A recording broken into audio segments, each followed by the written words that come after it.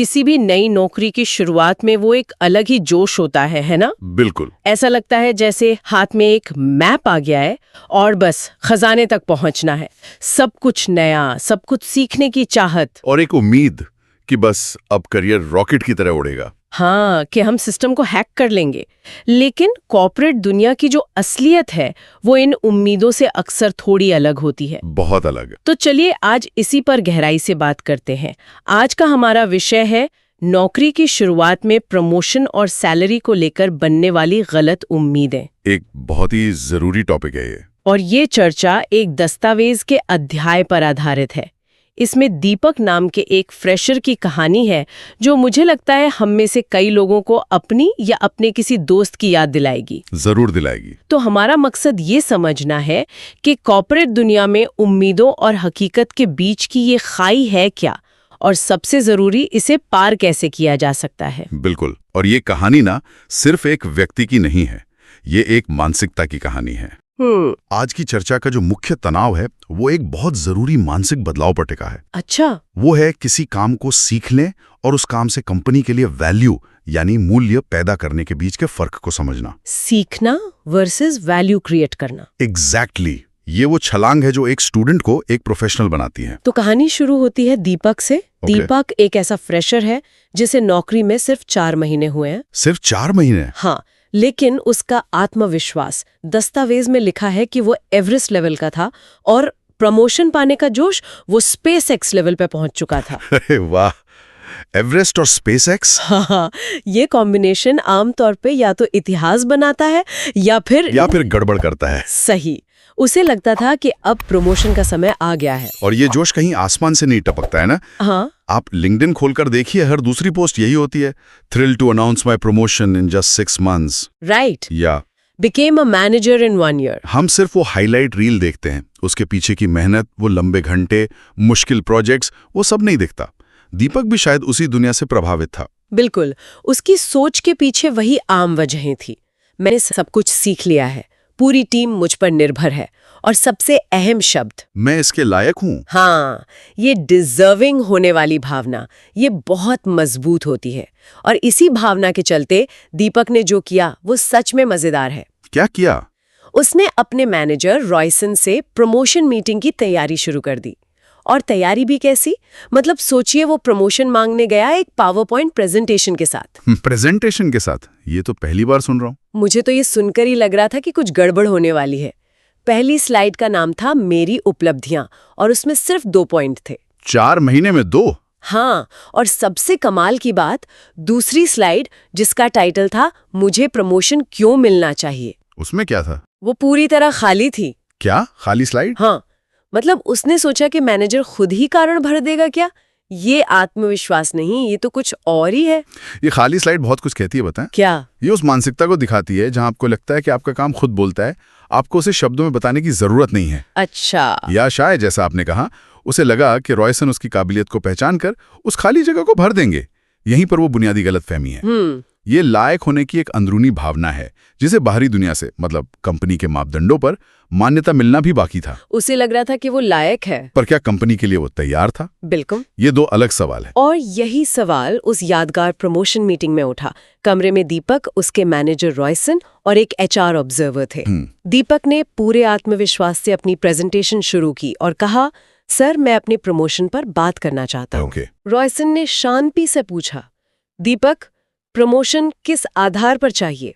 और दीपक का जो तैयार जवाब था, जो उसे लगा कि सबसे मजबूत जवाब है, क्या था वो? सर, मैंने सब कुछ सीख लिया है। और यहीं पर वो पल आता है जो उस पूरी कहानी का और शायद कई फ्रेशर्स के करियर का टर्निंग पॉइंट है। बिल्कुल। रॉयसन ने एक ऐसी लाइन कही जो हर नए कर्मचारी को अपने डेस्क पर लिखकर रखनी चाहिए। क्या कहा उन्होंने? उन्होंने कहा, दीपक, सीखना सबसे न्यूनतम उम्मीद होती है। प्रमोशन सीखने पर नहीं, वैल्यू पर मिलता है। उफ, ये लाइन तो चुभती है। सीधा पॉइंट पर। इसने तो दीपक की पूरी दलील की नींव ही हिला दी। उस एक लाइन ने जैसे कमरे की हवाएं रोक दी। दीपक एकदम चुप हो गया। और ये बात इतनी गहरी इसलिए है क्योंकि ये हमारे स्कूल और कॉलेज के सिस्टम के बिल्कुल खिलाफ जाती है। सही बात है। स्कूल में सीखने पर ही आपको A+ मिलता है। हाँ। आप सिलेबस पूरा करते हैं, आप टॉपर बन जाते हैं। लेकिन कॉर्पोरेट दुनिया में सीखना तो सिर्फ एग्जाम हॉल में घुसने का टिकट है। हाँ, ये तो बस एंट्री है। वो आपकी नौकरी की पहली शर्त है जिसके बिना आप टिक ही नहीं सकते। असली नंबर तो इस बात पर मिलते हैं कि आपने उस ज्ञान का इस्तेमाल करके टीम के लिए कितने रन बनाए, कंपनी के लिए क्या वैल्यू पैदा की। और दीपक अभी भी स्कूल वाली मानसिकता में था। बिल्कुल, जहां सीख लेना ही काफी होता है। और रॉयसन यहीं नहीं रुके। उन्होंने दीपक को एक हकीकत का आईना दिखाया। अच्छा। उन्होंने उन चीजों की एक सूची गिनाई जो दीपक ने नहीं की थी। उन्होंने कहा, तुमने एक भी मुश्किल क्लाइंट को नहीं संभाला, तुमने किसी मौजूदा प्रक्रिया में सुधार का कोई सुझाव नहीं दिया। ओके। तुमने कभी टीम का नेतृत्व करने की कोशिश नहीं की और ना ही कभी दबाव झेला। मतलब कोई भी ऐसा चीज नहीं की जो अगले लेवल के लिए जरूरी हो। एग्जैक्टली। और फिर उन्होंने वो लाइन कही जो किसी भी नए कर्मचारी के लिए एक वेकअप कॉल है। क्या? तुमने परफॉर्मेंस साबित नहीं की, बस अपनी उपस्थिति साबित की है। अरे बाप रे, ये लाइन तो बहुत चुभती है ना? क्योंकि ये सीधा आपके वजूद पर सवाल उठाती है। आप 8 घंटे ऑफिस में हैं, अपना काम कर रहे हैं, लेकिन क्या आप सिर्फ अपनी कुर्सी भर रहे हैं या सच में कोई प्रभाव डाल रहे हैं? और इसके बाद रॉयसन ने एक और महत्वपूर्ण बात कही जो लायक होने की भावना पर सीधी चोट करती है। उन्होंने कहा, लायक होना और तैयार होना दोनों अलग चीजें हैं। ये एक बहुत बड़ा फर्क है। तो क्या इसका मतलब ये है कि लायक होना मेरी अपनी फीलिंग है और तैयार होना मेरे मैनेजर का फैसला? आपने बिल्कुल सही पकड़ा। अक्सर इन दोनों में जमीन आसमान का फर्क होता है। इसे एक एनालॉजी से समझते हैं। लायक होना ऐसा है जैसे आपको लगता है कि आप एक बेहतरीन ड्राइवर हैं। ठीक है। आपने सारे नियम सीख लिए हैं, आप गाड़ी भी चला लेते हैं, ये आपकी अपनी भावना है।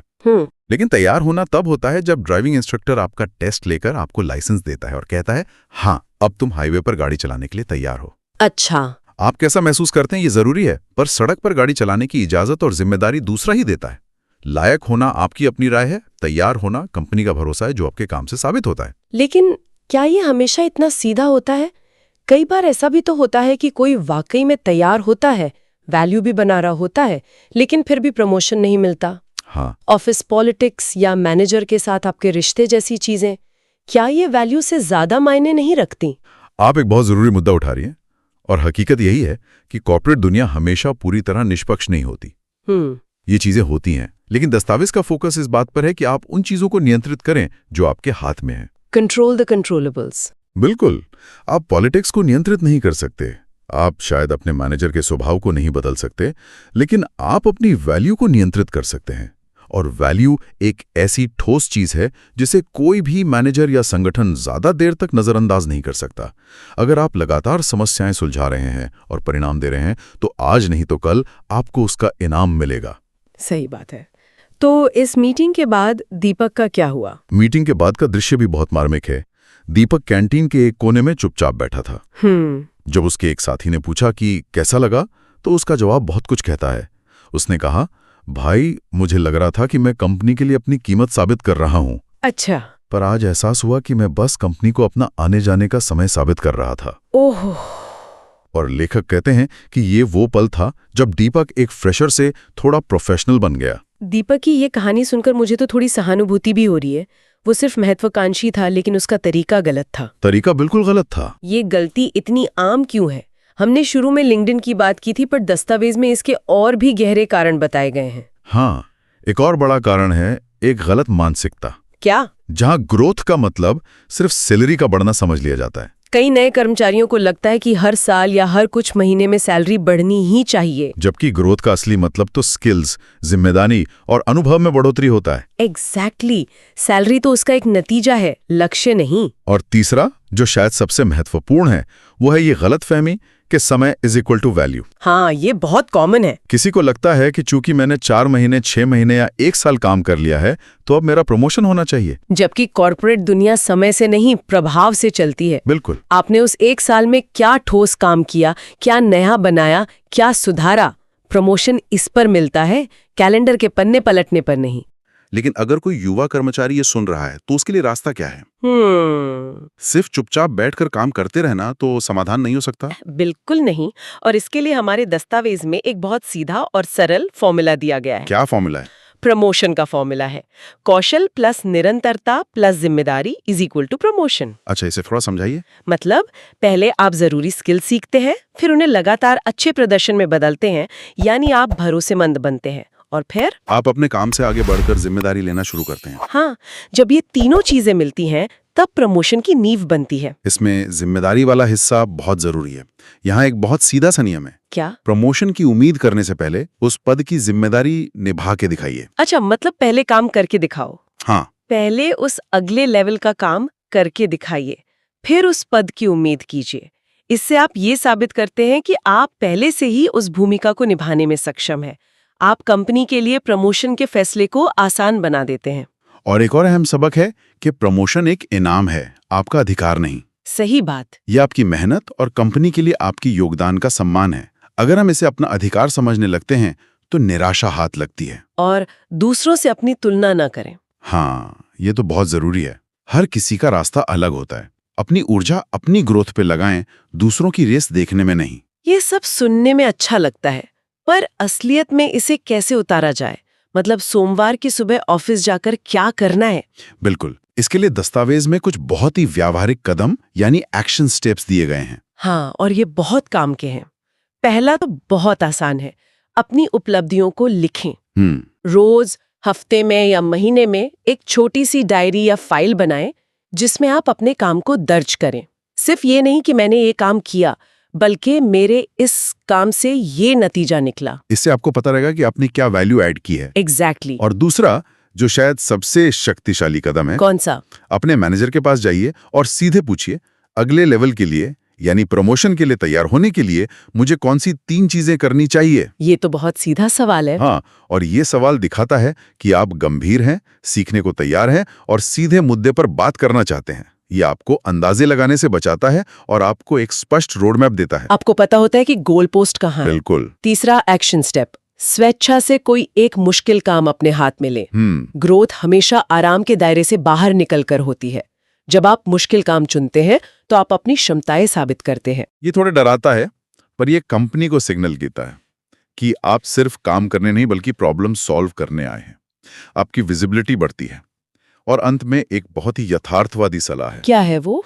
अगर ये कोई हाई परफॉर्मेंस वाली भूमिका नहीं है तो अपने करियर के पहले 6 से 12 महीनों में प्रमोशन की उम्मीद ना करें। सही। इस समय का उपयोग सीखने, अपनी जगह बनाने और वैल्यू बनाने में करें।